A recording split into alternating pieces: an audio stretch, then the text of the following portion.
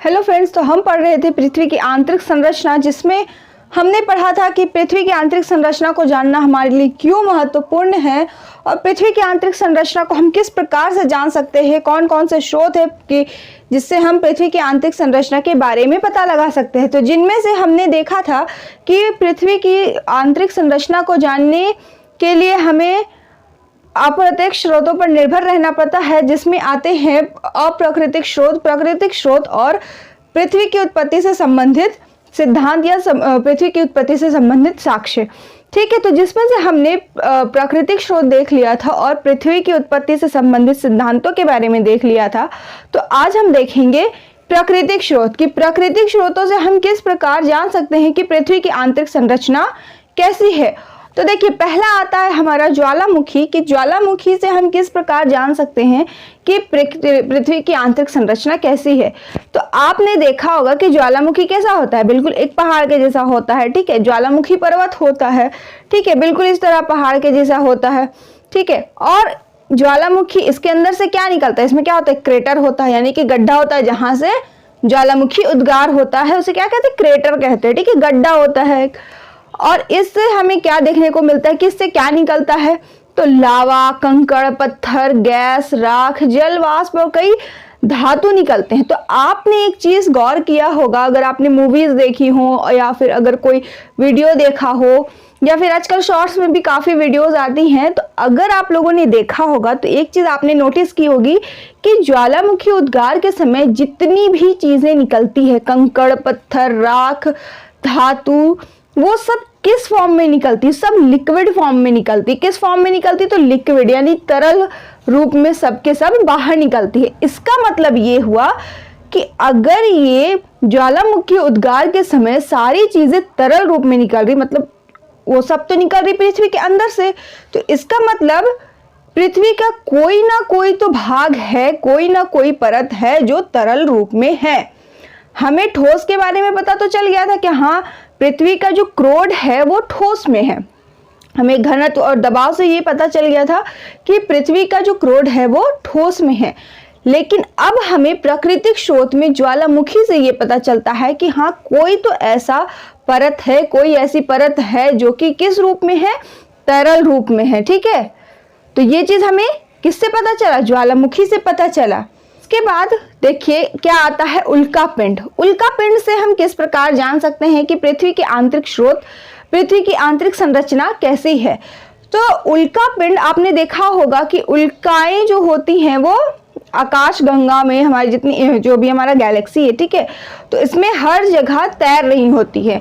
तो कोई भी उल्कापिंड, आपने ये चीज सुना होगा कि उल्कापिंड यहाँ मतलब पृथ्वी पर जब भी गिरता है तो गिरने का रीजन ये होता है जब उल्कापिंड पृथ्वी के पास से गुजर रहा होता है। ठीक है, ये पृथ्वी है और यहाँ पर से कोई उल्कापिंड गुजर रहा है। ठीक है, तो पृथ्वी की जो आकर्षण शक्ति है तो वो उस उल्कापिंड को अपने ओर आकर्षित कर लेती है, अपनी ओर खींचती है। खींचने के पश्चात क्या होता है, जैसे ही ये उल्कापिंड पृथ्वी के वायुमंडल में प्रवेश करती है तो इस पर घर्षण बल पड़ता है। इस पर क्या पड़ता है, घर्षण बल पड़ता है, जिस वजह से इसका जो ऊपरी परत होता है, इस उल्का का जो ऊपर का जो लेयर होता है, ये क्या होता है, जल जाता है। अब जल जाता है तो ये जब गिरती है तो या तो किसी देश में गिरेगी या समुद्र में या किसी नदी में, किसी या कोई मैदान में, कहीं पर भी ये गिर सकती है। तो गिरने के बाद हमें क्या देखने को मिलता है, इसका आंतरिक भाग। तो इसका आंतरिक भाग हमें कैसा देखने को मिलता है, ठोस रहता है। इसका अंदर का भाग कैसा रहता है, ये ठोस होता है। अब वैज्ञानिकों का ऐसा मानना था कि हमारी पृथ्वी जो है वो भी बिल्कुल एक उल्कापिंड के समान है। तो इसका मतलब ये हुआ कि हमारी पृथ्वी का भी जो आंतरिक भाग होगा, यानी कि जो क्रोड है, वो किस अवस्था में है, ठोस अवस्था में है। लेकिन इससे पहले हमने क्या देखा कि ज्वालामुखी से जितनी भी चीजें निष्कासित हो रही हैं, जितनी भी चीजें निकल रही हैं बाहर, वो किस अवस्था में निकल रही, द्रव अवस्था में निकल रही। यानी कि पृथ्वी का कोई ऐसा परत है जो द्रव अवस्था में है, लेकिन कौन है ये अभी तक मालूम नहीं है। तो इस चीज को चलिए हम जानते हैं भूकंप से। भूकंप एक ऐसा स्रोत है जो हमें ये बताएगा कि कौन सी परत तरल अवस्था में है और कौन सी परत ठोस अवस्था में है। तो आपने देखा होगा भूकंप आता है तो क्या होता है, हलचल होती है, ठीक है। तो भूकंप किस वजह से आता है, तो थोड़ा सा मैं आपको बता दूं, दो प्लेटों के आपस में टकराने से भूकंप आता है, ठीक है। तो भूकंप को तो हमें अलग से एक चैप्टर में पढ़ना है, भूकंप भी पढ़ना है, ज्वालामुखी भी पढ़ना है। तो लेकिन यहाँ पर हमें भूकंप से किस प्रकार पता चल सकता है कि आंतरिक संरचना कैसी है, तो देखिए कुछ भूकंपीय तरंगे होती है। अब भूकंपीय तरंगे जानने से पहले ये जानिए कि जिस स्थान से भूकंप का उद्गम होता है उसे हम कहते हैं केंद्र, ठीक है। जैसे कि ये पृथ्वी है, ठीक है, और यहाँ से भूकंप का उद्गम हुआ है, ये पृथ्वी है और यहाँ से भूकंप का उद्गम हुआ है। तो इस स्थान को हम कहते हैं भूकंप मूल या केंद्र। इस स्थान को हम क्या कहते हैं, भूकंप मूल या केंद्र, भूकंप मूल या फिर हम कहते हैं केंद्र, इंग्लिश में से कहते हैं फोकस, ठीक है। तो देखिए जिस स्थान से भूकंप का उद्गम होता है उसे हम कहते हैं भूकंप मूल या केंद्र, और इसके ठीक ऊपर जो केंद्र बनता है उसे हम क्या कहते हैं, अधिकेंद्र, ठीक है। उसे हम क्या कहते हैं, अधिकेंद्र। भूकंप मूल के ठीक ऊपर जो केंद्र बनता है उसे हम क्या कहते हैं, अधिकेंद्र या एपिसेंटर। तो अब देखिए भूकंपीय तरंगे, अब ये जब भूकंप स्टार्ट हुआ है तो ये किस तरह से होती, तरंगों में फैलती हैं। भूकंप हमें किस प्रकार महसूस होते हैं, बिल्कुल तरंगों में, ठीक है। तो इसकी जो तरंगे होती हैं वो 3 प्रकार की होती हैं जो कि चारों दिशाओं में फैलती है। कुछ इस प्रकार, यहाँ से भूकंप स्टार्ट हुआ ना, तो यहाँ से ये कुछ इस प्रकार से चारों दिशाओं में भूकंप जो है वो, भूकंपीय तरंगे जो है वो फैलती हैं। अब ये चीज डिपेंड करता है कि कौन सी भूकंप तरंग किस परत पर जाएगी, क्योंकि भूकंपीय तरंगे कितनी प्रकार की होती है, 3 प्रकार की होती है। तो देखिए 3 प्रकार की होती है। पी तरंग जिसे हम प्राइमरी तरंग कहते हैं, हिंदी में से कहते हैं प्राथमिक तरंगे, द्वितीयक तरंगे सेकेंडरी वेव्स, और धरातलीय तरंगे जिसे हम कहते हैं एल तरंगे या फिर लॉन्ग पीरियड वेव्स, या फिर इसे लव वेव भी कहा जाता है। अभी आपको यहाँ 2 चीजें, आपने 2 प्रकार की तरंगे सुनी होंगी, एक तो अनुदैर्ध्य और दूसरा अनुप्रस्थ।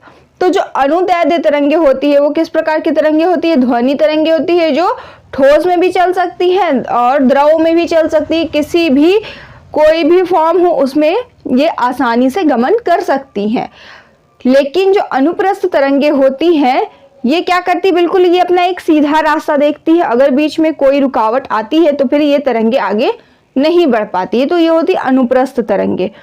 तो ये चीजें मैंने आपको क्यों बताई, क्योंकि ये जो पी तरंगे हैं, प्राइमरी वेव्स जो है, प्राथमिक तरंगे, इसे हम क्या कहते हैं, अनुदैर्ध्य तरंगे भी कहते हैं, क्योंकि इसकी गति जो होती है वो सबसे ज्यादा होती है। पी तरंगों की गति क्या होती है, सबसे ज्यादा होती है, 6 से 9 किलोमीटर प्रति सेकंड इसकी गति होती है, और ये हमें सबसे पहले महसूस की जाती है, ठीक है, सबसे पहले ये महसूस होती है, और ये बिल्कुल ध्वनि तरंगों के समान एक्ट करती है, बिल्कुल ये ध्वनि तरंगों की तरह रहती है, ठीक है। ये ठोस, द्रव और गैस तीनों में गमन कर सकती है, और ठोस में सबसे ज्यादा तेजी से ये गमन करती है, प्राथमिक तरंगे, ठीक है। उसके बाद आता है हमारा द्वितीयक तरंगे, इसे हम अनुप्रस्थ तरंगे भी कहते हैं, और ये प्रकाश तरंगों के समान एक्ट करती हैं, या फिर ये प्रकाश तरंगों के समान होती है। प्राथमिक तरंगों की तुलना में इसकी गति धीमी होती है, और ये सिर्फ और सिर्फ ठोस में चल सकती है, और द्रव में आप कह सकते हैं कि ये लुप्त हो जाती है, ठीक है। इसे हम एस तरंगे भी कहते हैं, और इसकी गति जो होती है वो 3 से 4.5 किलोमीटर प्रति सेकंड होती है, ठीक है। और भूतल पर ये सबसे ज्यादा हानिकारक तरंग मानी जाती है। सबसे ज्यादा हानि पहुंचाने वाली तरंग कोई है तो वो है सेकेंडरी वेव्स, ठीक है, द्वितीयक तरंगे हैं, जो कि सबसे ज्यादा भूतल पर हानि पहुंचाती है। इसे संक्षेप में क्या कहते हैं, एस तरंगे भी कहते हैं, और इन्हें आड़ी तरंगे भी कहते हैं, ठीक है। और देखिए ये जो तरंगे होती है, एस तरंगे, ये द्रव में लुप्त हो जाती हैं, ठीक है, ये मैंने आपको बता दिया। अब देखिए जो धरातलीय तरंगे होती है, तो ये तीसरा आता है हमारा धरातलीय तरंगे। तो इसकी गति जो होती है ये तरंगे सिर्फ धरातल तक ही सीमित रहती है और इसका प्रभाव सबसे ज़्यादा विनाशकारी होता है, क्योंकि ये जो है वे बहुत धीमी गति करती हैं। ठीक है, बहुत ही धीमी ये गति करती है और ये धरातल पर ही रहती है। 2 किलोमीटर प्रति सेकंड की गति की रफ्तार से ये गति करती है और इन्हें शॉर्ट में कहते हैं एल तरंगे। अब देखिए क्या होता है कि जो पी तरंगे होती हैं और एस तरंगे, यहाँ पर से ये क्या है, ये भूकंप मूल है। ठीक है, ये भूकंप केंद्र है, यहाँ पर से भूकंप का उद्भव हुआ। ठीक है, ये हो गया भूकंप केंद्र। अब क्या हुआ, यहाँ अब भूकंप केंद्र ये है, यानी कि यहाँ पर से भूकंप का उद्भव हुआ, तरंगे अब फैलेंगी, तो यहाँ से पी तरंगे और एस तरंगे आपस में, पी तरंगे और एस तरंगे फैलेंगे। तो अब देखिए एस तरंगे और पी तरंगों की गति किस प्रकार से होती है। यहाँ पर तो होता क्या है कि जो एस तरंगे यहाँ पर सही बिल्कुल गति कर रही है, लेकिन जैसे ही ये एस तरंगे क्रोड के पास पहुंचती है, कोर के ऊपरी भाग तक पहुंचती हैं, उसके बाद देखिए ये बिल्कुल वक्राकार होकर मुड़ गई और उसके बाद आपको देखने को मिलेगा कि कहीं पर भी एस तरंगे नहीं है। इसका मतलब कि ये एस तरंगे जो होती है वो कोर के ऊपरी परत में आने के बाद लुप्त हो जाती हैं। और अब आप देखिए कि जो पी तरंगे है ये बिल्कुल सीधी सीधी गति कर रही, गमन कर रही हैं, लेकिन जैसे ही ये कोर में पहुंचती हैं, क्रोड में, क्या होता है कि इनकी गति ये मुड़कर बिल्कुल वक्राकार हो जाती है और फिर ये सीधे नहीं निकलती, बल्कि फिर ये मुड़कर आगे निकल जाती है, दूसरी ओर निकल जाती है। ठीक है, तो इसका मतलब ये हुआ कि अगर एस तरंगे कोर के ऊपरी परत पर अगर लुप्त हो रही हैं, तो ये हुआ कि बाहरी कोर जो है वो किस अवस्था में है, तरल अवस्था में है। और इसका मतलब तरल अवस्था में है, इसलिए तो यहाँ पर जो पी तरंगे है वो भी हल्की मुड़ रही हैं, वक्राकार हो रही हैं, क्योंकि ये द्रव में जो पी तरंगे होती है इनकी गति थोड़ी धीमी हो जाती है। ठीक है, तो ये क्या हो रही है, यहाँ पर मुड़ जा रही है। इसका मतलब क्या हुआ कि बाहरी क्रोड जो है वो हमारा तरल अवस्था में है। ठीक है, अब देखिए यहाँ पर से एस और पी के बीच का ये जो खाली स्थान है इसे हम कहते हैं छाया क्षेत्र। ठीक है, क्योंकि यहाँ पर कोई भी किसी भी प्रकार की तरंगे नहीं होती है, ये किसी भी भूकंपीय तरंगों से मुक्त होती है। इसे तरंग प्रभाव से मुक्त क्षेत्र भी कहा जाता है, या फिर इसे हम छाया क्षेत्र भी कहते हैं। वैसा क्षेत्र जहाँ पर जो भूकंपीय तरंगों से मुक्त होती है उन्हें हम छाया क्षेत्र भी कहते हैं। तो देख लीजिए एक बार कि ये हमारी कुछ इस प्रकार का ये हमारा स्ट्रक्चर हुआ पृथ्वी के आंतरिक भाग का। ठीक है, ये आपने पढ़ा होगा क्लास 6-7 की ज्योग्राफी में। ठीक है, तो आपको याद हो तो 3 परत हम उसमें पढ़ते थे। ठीक है, क्या पढ़ते थे, भूपर्पटी, मेंटल और कोर। लेकिन अब हमें इसमें क्या जानना है कि मेंटल 2 प्रकार की होती है, ऊपरी मेंटल और निचला मेंटल। कोर 2 प्रकार की होती, 2 परत होती कोर की, ऊपरी कोर और निचला कोर। ये हो गया भूपर्पटी, इसमें हम रह रहे हैं, ये भूपर्पटी इसमें हम रह रहे हैं। ये हो गया ऊपरी मेंटल, ये हो गया निचला मेंटल, ये हो गया ऊपरी कोर और ये हो गया क्या, निचला कोर। अब क्या हुआ कि भूकंप अगर यहाँ से शुरू हुआ है तो यहाँ से यहाँ तक 2900 किलोमीटर तक, यहाँ से यहाँ तक इस तरंगे जो बिल्कुल सही गति कर रही हैं, लेकिन जैसे ही ये ऊपरी कोर में पहुँचती हैं ये लुप्त हो जाती हैं। वहीं पर पी तरंगे यहाँ से यहाँ बिल्कुल तेजी से गति करी, सीधी गति करी, लेकिन जैसे ही ऊपरी कोर में पहुंचती हैं ये वक्राकार हो जाती कुछ इस प्रकार से, और उसके बाद फिर दूसरी ओर निकलने के लिए फिर ये कुछ वक्राकार होकर के ये मुड़ जाती है। तो इसका मतलब क्या हुआ कि तरल अवस्था में कौन सी परत है, तो वो है ऊपरी कोर जो कि तरल अवस्था में है। तो जो कि वीडियो बहुत लंबी हो जाएगी, तो कल की वीडियो में हम पढ़ेंगे कि स्वेस के अनुसार स्वेस ने किस प्रकार से पृथ्वी की आंतरिक संरचना को बांटा है। तो स्वेस के अनुसार हम पढ़ेंगे कल सियाल क्या होता है, सीमा क्या होता है और नीफे क्या होता है। ठीक है, ये काफ़ी इंपॉर्टेंट है, तो कल की वीडियो काफ़ी ज़्यादा इंपॉर्टेंट होने वाली है। आई होप आप लोगों को कॉन्सेप्ट क्लियर हुआ होगा। अगर कहीं पे कोई प्रॉब्लम है तो कमेंट सेक्शन में कमेंट करिए। तो आज के वीडियो के लिए बस इतना ही, मिलते हैं नेक्स्ट वीडियो में, तब तक के लिए टेक केयर।